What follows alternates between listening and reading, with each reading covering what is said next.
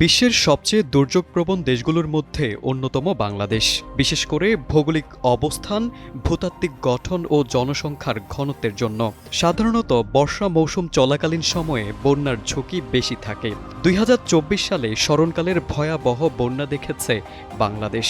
তবে এবছর দেশে কতটুকু বন্যার আশঙ্কা রয়েছে তা নিয়ে বিভিন্ন মতামত দিয়েছেন বিশেষজ্ঞরা। গত কয়েকদিন ধরে ভারতের মেঘালয় ও আসামে টানা ভারী বর্ষণ হচ্ছে, ফলে উজান থেকে পানি ঢুকেছে বাংলাদেশে।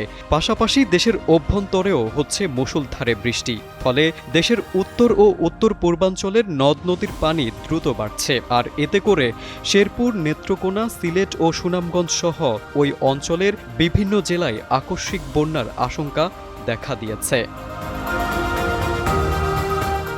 দেশের সার্বিক পরিস্থিতি বিবেচনায় আপাতত বন্যার আশঙ্কা নেই বলে জানিয়েছেন বিশেষজ্ঞরা। তাদের ধারণা, আগামী ২২ মের পর থেকে চলমান বৃষ্টিপাতের প্রবণতা কমে যাবে, ফলে নদ নদীর পানিও ধীরে ধীরে নেমে যাবে। এ বিষয়ে বাংলাদেশ পানি উন্নয়ন বোর্ডের বন্যা পূর্বাভাস ও সতর্কীকরণ কেন্দ্র বলছে, দেশের উত্তর ও উত্তর পূর্বাঞ্চলের নদ নদীর পানি ইতোমধ্যে কমতে শুরু করেছে। আগামী ৪৮ ঘণ্টা বৃষ্টিপাতের সম্ভাবনা থাকলেও বন্যা পরিস্থিতি তৈরি হওয়ার আশঙ্কা থাকছে না।